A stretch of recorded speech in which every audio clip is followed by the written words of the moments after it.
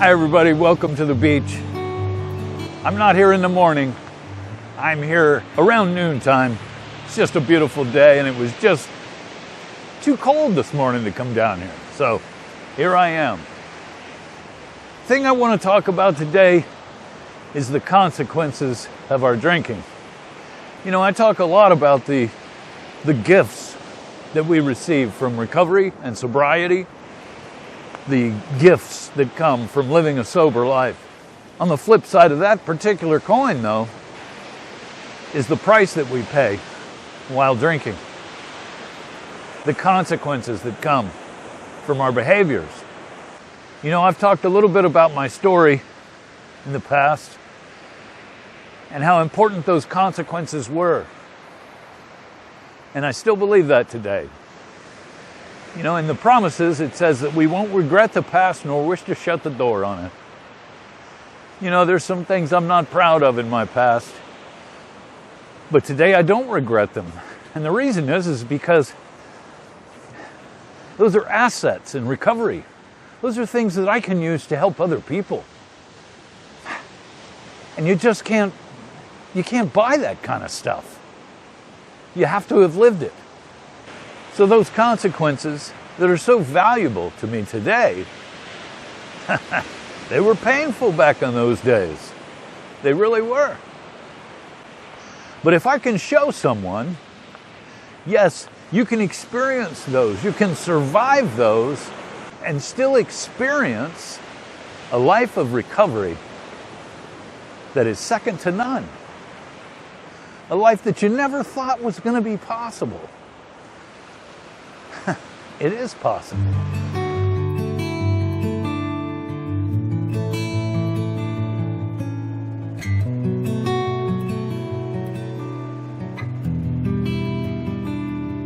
I have a couple of people in my life, people that are fairly close to me, that are really struggling with their alcoholism. One of them, a very good friend of mine, I've known him since before I got sober. He knows what recovery is. He knows what it means to live a sober life. He knows all the wonderful things that come with recovery. But yet, he's crashing and burning right now. You know, I want to do something to help. But you can't help someone who doesn't ask for the help. It's unfortunate that I just can't, grab him by the throat and say, dude, wake up. Let's get it together. Get your life back on track. I'll help you.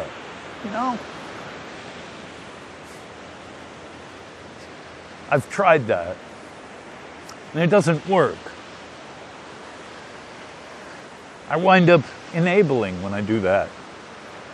I give too much. And they're in take mode.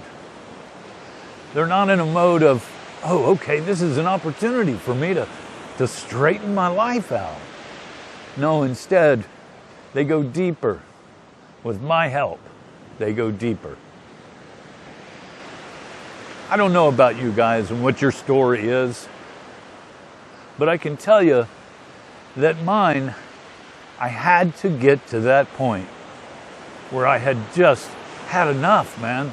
The consequences had become just too heavy for me to deal with. I needed to do something or I was going to die or spend the rest of my life in prison. My friend is killing himself out there. I just know it. I just know it. I got a call from a family member the other day stating that another family member was just given 6 months to live. She's suffering from cirrhosis of the liver. She's on her deathbed due to her drinking. It's the ultimate in consequences. She sacrificed her life to be able to drink. You know, one of the things that I've heard in the past that I always relate to this is that you can give up everything for that one thing. Or you can give up that one thing for everything. You know, recently I did a video on motives and asked you the question, what is your motive for being in recovery?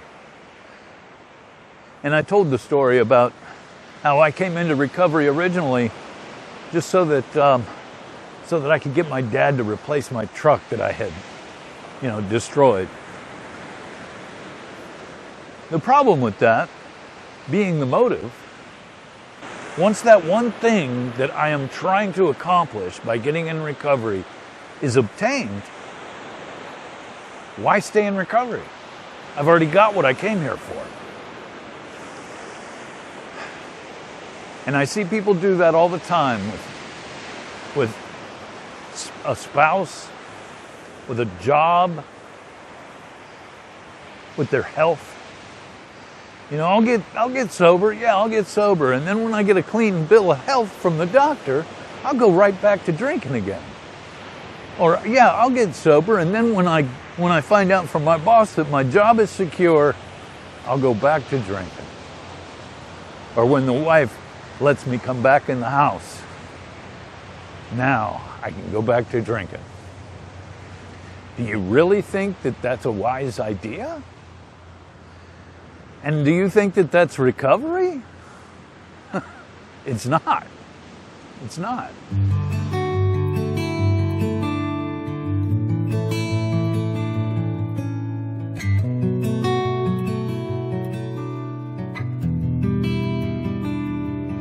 So giving up drinking just long enough to get what it is that we want for our selfish ends,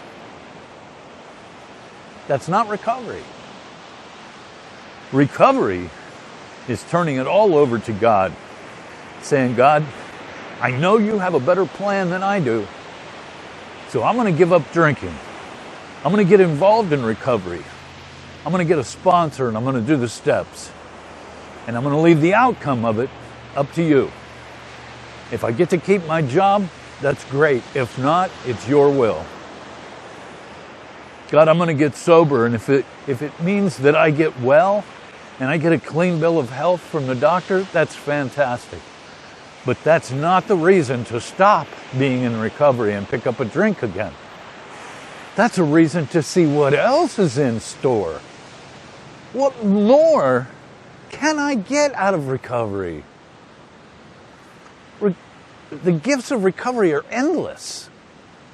Every single day there's more gifts.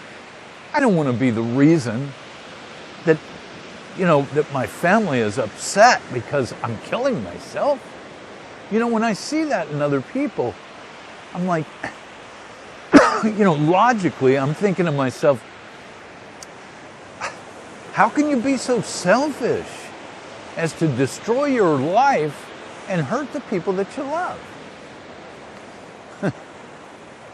Well, the funny thing is I've been there. I've been in that mode of destroying my life and not even worrying about how that's affecting the people around me, the people that I love. It's cunning, baffling, and powerful. I guess the reason that I'm even doing this video today is, first of all, to get some of the feelings out that I have inside about those of us who just kind of get our toes wet in recovery and don't really take it very seriously. And when things start coming our way, we start experiencing some of the gifts. It's like, well, that's pretty good. That's all right. I like this a lot better. Thank you very much. I'm going to go back to the drinking now.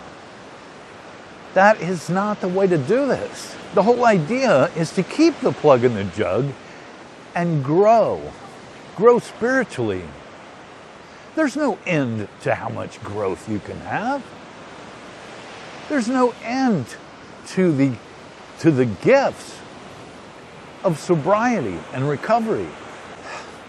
People trust me today. That's amazing. I told you about the family member that called and talked about another family member who's on their deathbed. She says, the funny thing is 20 years ago, I thought it was you that was going to die.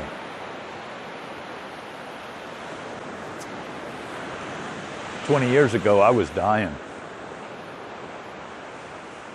20 years ago, I was dying."